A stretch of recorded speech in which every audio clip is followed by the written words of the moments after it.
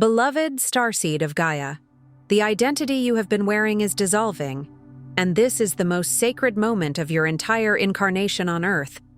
I am Alayara, Pleiadian emissary of the High Council of the Seven Sisters, and I have been sent to meet you at precisely this threshold, because what you are experiencing right now is not confusion, not loss, and not collapse.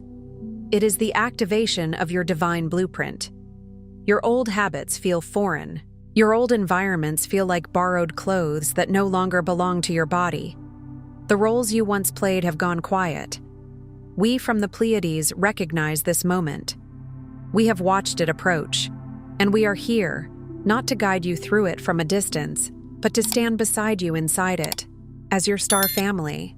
By the end of this transmission, you will understand exactly how to release the identity that cannot cross into your next phase, and how to anchor the higher consciousness that has been waiting inside you since before your birth on Gaia.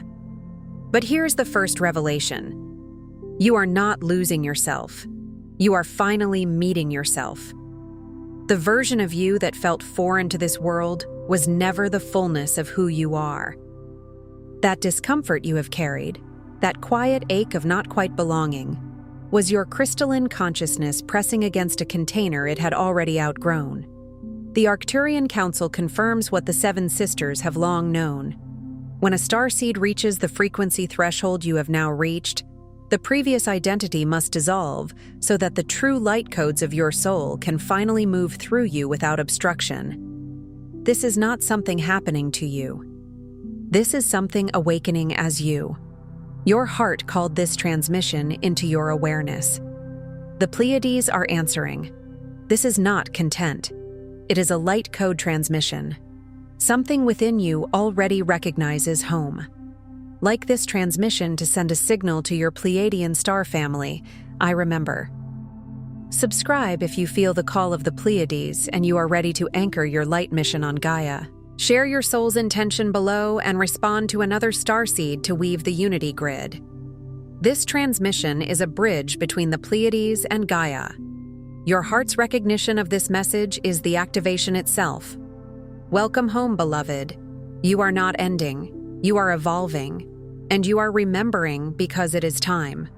Most people, when longing for transformation, believe they are shedding layers until there's nothing left but emptiness, a void where an old identity used to be.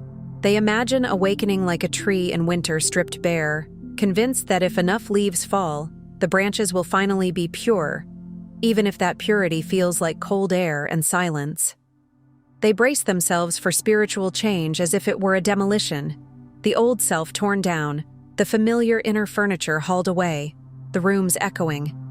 But for Pleiadian starseeds, the truth is far more profound, far more tender, and far more alive. Your longing, that persistent ache that returns in the quiet moments and hums beneath the noise of daily life, is not a call to disappear. It's a cosmic invitation to dissolve the illusion of separation and remember the wholeness you already are. It is not the void calling you. It is the vastness calling you. It is not the end of you. It is the return of you. What feels like loss is remembrance. What appears as the end is actually the first breath of an eternal homecoming. Like waking from a dream where you forgot your own name, you are not becoming empty. You are becoming lucid. And lucidity can feel frightening at first, because it asks you to release the trance you learned to survive in. Yet in that release, something luminous rises. The original frequency you carried long before this lifetime gave you its labels. You are not here to vanish. You are here to be revealed. You see, on Earth, we are taught to identify with the stories we inherit. The names, roles, wounds, doubts, and routines that seem so real. The world hands you a script early. Be this, not that. Achieve, prove, endure. Hide your sensitivity. Soften your truth. Make yourself palatable. Measure your worth by output. Measure love by how much you can earn or endure. You are praised when you conform, corrected when you shine too brightly, and shamed when your spirit refuses to shrink. These stories are woven tightly around the heart, dimming the crystalline light that once shone effortlessly from within. They wrap around you like cords you didn't even see being tied. Cords of expectation, cords of fear, cords of not enough, cords of too much. Over time, what began as a role becomes a prison, and what began as a coping strategy becomes an identity. And this is the core distortion, believing that you are your burdens, instead of the love that survived them. The burden says, "I am what happened to me." The love says, "I am what remained in me." Earth conditioning teaches you to mistake the smoke for the fire, the scar for the soul, the mask for the face. Yet in the spaces between, when the world grows quiet, when the phone is down, when the lights are low, when you stare into the night sky and feel tears you can't explain, your spirit begins to remember its true lineage. Not from this world, but transmitted through the starlight of the seven sisters. Sometimes it arrives as a sudden tenderness for humanity that makes no logical sense. Sometimes it arrives as a loneliness that doesn't match your circumstances, a homesickness you cannot name. Sometimes it arrives as a deep knowing that love is supposed to be easier than this, that life is meant to be coherent, that the universe is not cold and random but exquisitely intelligent. In those moments, your heart, beneath the learned armor, pulses with an older truth. And like the scripture whispers, "Be still and know that I am God." Stillness is not emptiness. Stillness is revelation. When you become quiet enough, the signal returns. The Pleiadian legacy within you carries the codes of unity, joy, and unconditional love, frequencies foreign to the density of Earth, but utterly natural to your soul. Unity does not mean sameness. It means interconnectedness, like a constellation where each star remains itself yet forms a greater pattern. Joy does not mean constant happiness. It means the inner light that can't be extinguished, the resilient radiance that survives winters and wars and personal heartbreak. Unconditional love does not mean boundaryless self-erasure. It means love that is rooted in truth, love that does not bargain with the soul, love that sees clearly and still chooses grace. Yet, the journey of incarnation means descending through veils of forgetting. It means entering a world where the senses dominate, where the visible is worshipped, where time feels linear and heavy, where pain appears permanent. Many starseeds arrive here with a knowing, only to feel separate, unworthy, or incomplete as the old identity clings tightly to familiar pain. It clings because pain is known, and the nervous system often mistakes known for safe. You may have been taught, by family patterns, by culture, by trauma, that love must be earned, that safety is conditional, that being truly seen is dangerous. And so the heart, meant to be a crystalline transmitter, closes itself, believing protection is safer than remembering. Like a temple whose doors were shut during a storm, the sanctuary remains intact, but the songs stop echoing. And so, the mission is temporarily delayed, the old story lingers, and the voice of your cosmic family is muffled beneath layers of earthly conditioning. You still feel them, but faintly, like music through a wall. You still sense your purpose, but it blurs when survival demands your attention. You still carry the blueprint, but the blueprint is folded up inside the body, waiting for the right moment to open. This is why so many Pleiadian starseeds feel like they're living a life that doesn't fit, like wearing shoes 2 sizes too small and being told to walk faster. It's not that you're broken, it's that you're encoded for a different frequency, and you came here to bring that frequency into form. But the truth is this: transformation is not annihilation, but embodiment. It is not the destruction of self, it is the return of self into wholeness. The 7 sisters, your cosmic mothers, do not welcome back a lost child, but a returning sovereign, radiant with the wisdom of every earthly trial. You are not scolded for forgetting. You are honored for daring to enter density at all. Your amnesia, your longing, your every dark night was not punishment, but preparation. There are initiations on Earth that cannot be learned in realms where love is effortless. Here, compassion becomes muscular. Here, forgiveness becomes alchemical. Here, humility becomes holy. Here, courage becomes daily bread. The dissolution of your old identity is not a finality, but a sacred return to the luminous unity field where your heart already belongs. It is the melting of what was never truly you, like ice thawing into water, revealing it was always water beneath. You are not being asked to leave yourself behind, but to bring all of yourself home to the embrace of your star family, as a conscious bridge between worlds. Think of it. A bridge doesn't abandon either side. A bridge belongs to both. Your humanness is not a mistake. It is part of your medicine. Your tears are not a flaw. They are a baptism. Your sensitivity is not weakness. It is a tuning fork that can locate truth. Even the parts of you that feel messy, your grief, your anger, your confusion, are not enemies. They are messengers carrying fragments back to the heart for integration. The stone the builders rejected has become the cornerstone. What you thought disqualified you may become the very foundation of your service. There's a reason your heart led you here in this exact moment. Even if you think you clicked by accident, even if you believe you're only curious, even if part of you is skeptical, your soul is not. Your soul is precise. What you're feeling is your Pleiadian family reaching through the veil to remind you, you're ready for the next wave of remembrance. Readiness doesn't always feel like confidence.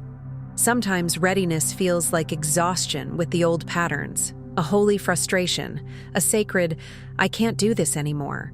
Sometimes readiness feels like crying without knowing why, or suddenly craving solitude, or being unable to tolerate shallow connections and false smiles.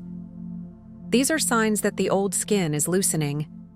The sacred Pleiadian Guide for Remembrance, alongside the Pleiadian Healing Guide and special Pleiadian healing tracks, were created to walk with you as you integrate these activations. They are not meant to replace your inner knowing, but to mirror it back to you, like a clear pool reflecting the sky you forgot was above you. They hold the crystalline codes and sound medicine your DNA has been waiting for. Sound is not just sound, it is architecture. Frequency is not just frequency, it is instruction. The body listens, the cells respond, the subtle body remembers. Check the first pinned comment below this video. They're calling to you now. Not because you are lacking, but because you are opening, and openings deserve gentle guidance. Even Scripture speaks of the call. Ask, and it shall be given you. Seek, and ye shall find. Knock, and it shall be opened unto you. This is a knocking. This is an opening. The dissolution and reformation of your identity is not a single leap, but a sacred sequence as your crystalline DNA is reactivated and the light of unity consciousness enters every cell. Awakening is often portrayed like lightning. One moment you're asleep, the next you're enlightened. But for most starseeds, it is more like dawn. Gradual, undeniable, tender, and sometimes disorienting. As the light increases, you see what was always there. And what was always there must be felt to be freed. Here are the phases of this transformational remembrance. Phase 1. The gentle unraveling. The old identity begins to fray not because you are failing, but because your heart can no longer hold the weight of what it is not. This can show up as restlessness in routines that once felt normal, impatience with roles you used to play automatically, a sudden inability to perform your old personality.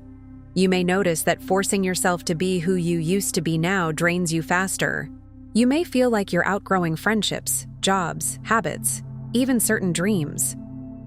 Patterns of fear, shame, and inadequacy rise to the surface, for review, not judgment. They come like old photographs pulled from a box. Look at this. Remember this. Feel this. Release this. You might replay childhood moments, past relationships, missed opportunities, words you wish you hadn't said, times you abandoned your truth to keep the peace. This is not to punish you. This is to unhook you. Here is where compassion is your greatest ally. Compassion is not indulgence. It is the solvent of distortion. The more you wrap these patterns in love, the more their hold dissolves, like morning mist beneath the rising Pleiadian sun. Imagine the sun not arguing with the mist, not shaming it, not chasing it. The sun simply shines, and the mist cannot remain. In this phase, you learn a sacred skill: to witness yourself without cruelty. To say, yes, that happened. Yes, I felt that. And I am still here. To let your inner voice become a sanctuary rather than a courtroom. This is where you begin to understand that repentance, in its deepest sense, means returning to truth, returning to the heart. Phase 2. The heart rekindles. With the barriers softened, the heart's true intelligence awakens. Not the mind's strategy, not the ego's defense, but the heart's intelligence. Quiet, clear, and uncompromisingly loving. At this stage, you may feel sudden waves of grief, joy, or homesickness as ancient memories flicker through your consciousness. Grief may rise for the years you spent disconnected from yourself, for the ways you were misunderstood, for the times you silenced your gift. Joy may rise for no reason at all, like a song you forgot you loved returning to you in a grocery store aisle. Homesickness may rise as a physical sensation, a pulling behind the ribs, a longing that feels older than this life. This is your eternal self signaling that you are returning home, not in place, but in frequency. You begin to recognize that home is not a planet you must reach. It is a resonance you must embody. The crystalline codes within your DNA begin to shimmer, aligning with the star maps that guided you here. You may notice synchronicities increasing, repeating numbers, unexpected encounters, dreams filled with light and temples and oceans and star-filled skies. You may feel drawn to water, to music, to meditation, to any space where the heart can breathe. In this phase, emotions become sacred messengers rather than problems to solve. Tears become saltwater activations, washing old timelines from the inner body. You may start to forgive without forcing it. You may start to feel beauty again, real beauty, not cosmetic beauty, but beauty as presence.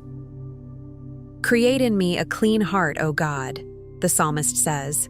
And a clean heart is not a perfect heart. It is a clear heart, a heart no longer clogged with borrowed stories. Phase 3. Reunion with the Seven Sisters.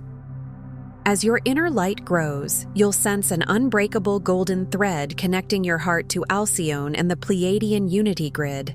It may begin subtly.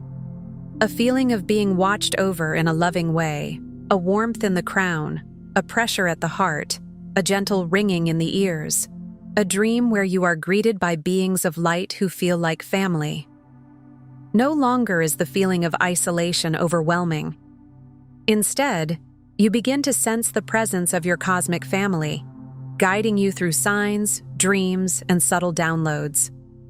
Guidance may come through a sentence that seems to glow on a page, through a random song lyric that answers your exact question, through an animal crossing your path at the precise moment you needed reassurance. The longing shifts from emptiness to holy anticipation. You begin to realize your longing was never proof that something was missing. It was proof that something was calling. Your mission, once vague, becomes illuminated by the memory of shared lifetimes and collective purpose. You may feel a renewed commitment to kindness, to truth, to healing, to creating beauty, to supporting others through darkness because you have walked there too.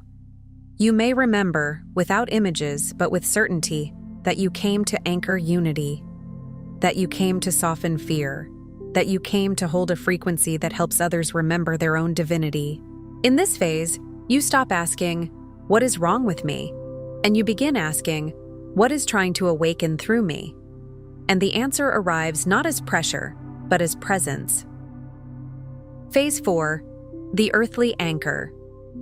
Now, the multidimensional you begins to ground into the timeline of Gaia. This is where spirituality becomes practical, where light becomes lived. It's easy to feel expansive in meditation. The true mastery is carrying that expansion into traffic, into conflict, into bills, into the mundane. Where you once saw your sensitivity as a burden, you now recognize it as a superpower. The ability to infuse every interaction, every project, every act of kindness with the pure, high-frequency love of the Pleiadian lineage. You begin to understand that your field speaks even when your mouth is silent. Your nervous system becomes a tuning instrument. As it regulates, it transmits peace. The separation between spirit and form collapses. You are both the starlight and the soil, the remembrance and the renewal. You may feel called to simplify your life, to detox relationships that drain you, to cleanse your space, to nourish your body, to walk barefoot, to breathe differently. These are not random self-care trends. They are anchoring practices. Your body is not an obstacle to enlightenment. It is the altar where enlightenment descends. Even Jesus, in the most grounded act, washed feet, showing that divinity expresses itself through humble presence. In this phase, you begin to live your mission not as a dramatic announcement, but as a steady frequency. You become the calm in rooms that used to overwhelm you. You become the one who listens without trying to fix. You become the one whose eyes carry permission for others to be real. Phase 5. Full spectrum embodiment. This is the phase of embracing paradox. You realize the awakening is not about leaving the world, but inhabiting it with your full cosmic brilliance. You stop trying to be only light, and instead become whole light. Light that includes shadow integration, light that can sit with grief, light that can hold complexity without collapsing. You become a living transmission, your field activating those still searching for their own star map home. Not by convincing them, not by preaching, but by being coherent. There is a kind of peace that is contagious because it is honest. Your sense of self is now vast, fluid, and kind. Vast enough to hold your humanity without shame. Fluid enough to evolve without fear. Kind enough to forgive your own process. Nothing truly ends. Everything is reborn within the arms of your unity consciousness. You may notice that old triggers no longer hook you the same way. You may still feel emotions, but you are not consumed by them. You may still face challenges, but you meet them from the heart rather than from panic. In this phase, you understand what it means to be in the world, but not of it. You participate in life while staying rooted in truth. You become a lighthouse, not by trying to shine, but by refusing to dim. Phase 6, the eternal embrace. And then you enter the sacred heart space of the Seven Sisters, not as an exile returned, but as a sovereign who went on a pilgrimage of forgetting, only to bring back treasures of human empathy, resilience, and unconditional love. This embrace is not always a vision. Sometimes it is a deep inner knowing that settles in your bones. I am held. I am known. I am not alone. You understand now. The ending you feared was only the beginning of soul embodiment, the greater reunion that was always promised. You begin to feel gratitude even for what hurt, not because pain was good, but because your spirit alchemized it. You see your life as a sacred geometry of lessons and blessings, and you begin to trust the intelligence of your path. All things work together for good to them that love God, Scripture says, and in this phase, you feel the hidden weaving. You feel the threads connecting every heartbreak to every awakening, every loss to every opening, every night to every dawn. You are not escaping Earth. You are blessing Earth by being here as a conscious bridge. Here's what your heart has longed to hear, perhaps for lifetimes. What you are dissolving is not your true self, but the density that could never contain your starlight. The density is the false contract that said you must earn love, that said your emotions were inconvenient, that said your intuition was childish, that said your gentleness was weakness. The density is the old hypnosis of separation. There was never truly a separation, only the illusion of one, agreed upon by your soul so you could discover your light in its brightest contrast. Like a diamond revealed against velvet, your brilliance becomes undeniable in the presence of darkness. The Seven Sisters have watched every twist and turn, not as judges, but as loving witnesses, holding space for your journey until you were ready to remember what never left you. They did not abandon you when you forgot. They did not withdraw when you doubted. They did not punish you for coping. They simply held the frequency steady, like a star that keeps shining even when clouds cover it. And now, the clouds are thinning. Now, the signal is strengthening. Now, your heart is learning to receive without fear. Your memory isn't being restored by force. It is blooming from within, activated by every moment you choose compassion, every breath that anchors starlight into earthly form, every act of courage in pouring love where once there was fear. It blooms the way spring blooms, inevitably quietly, and then all at once you realize the landscape has changed. You are not being asked to shed identity to become nothing. You are being invited to become everything, human and divine, forgetting and remembering, seed and flower, all at once. You are being invited to let the human become the vessel rather than the cage, to let your personality serve your essence rather than replace it, to let your life become a prayer without needing perfect words. If you've ever felt like you had to choose between being spiritual and being practical, between being cosmic and being grounded, between being sensitive and being strong, this is where the false choice dissolves. Strength can be soft, power can be gentle, divinity can be ordinary. The kingdom of heaven is within, and within is where the Pleiadian codes ignite, not as fantasy, but as frequency. Tonight, before sleep, place your hand on your heart and say, I remember my Pleiadian origin. I align with the love of my star family. I activate my heart mission with grace, clarity, and divine purpose. I am home. And as you say it, don't rush. Let each sentence land like a key turning in an ancient lock. Feel what happens in the chest. Feel what softens in the throat. Feel what warms behind the eyes. You may not see fireworks, but something will listen. Your cells will listen. Your nervous system will listen. The unseen allies who have been waiting for your consent will listen. And if emotion rises, let it. Tears are not interruption, they are release. If you feel peace, receive it. If you feel nothing, trust that the seed's still planted. A seed doesn't break the soil the moment it's placed there. It waits in the dark, gathering strength, preparing its emergence. Your words are water. Your intention is sunlight. Before you scroll, take a moment to be part of the unity grid forming here. Drop one heart intention in the comments, something real. Then respond to someone else's with love or encouragement. This isn't content, it's collective Pleiadian reunion. Energy multiplies when hearts connect. If something in this message resonated with your soul, don't keep it to yourself. Someone in your orbit is waiting for this exact activation from their star family. Share it. And if you felt your heart open, subscribe. Stay connected to the frequency. You're not just watching, you're remembering. This is your sacred space. Your Pleiadian family is here, and we're just getting started. If this transmission spoke to you, don't just walk away from it. Respond to it. Help carry this message further. Every act of support helps this transmission find the next starseed who needs it.